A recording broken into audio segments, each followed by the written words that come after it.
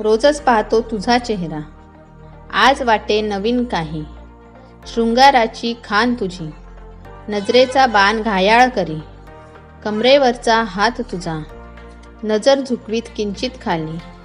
ओठावरती चमकते लाली, हा शृंगार कुणासाठी.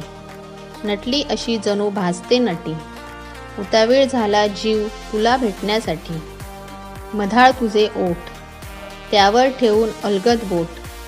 इशारा करशी मज काही, पैंजणांचा नाद मधुर असा वाजतो तुझ्या पायी.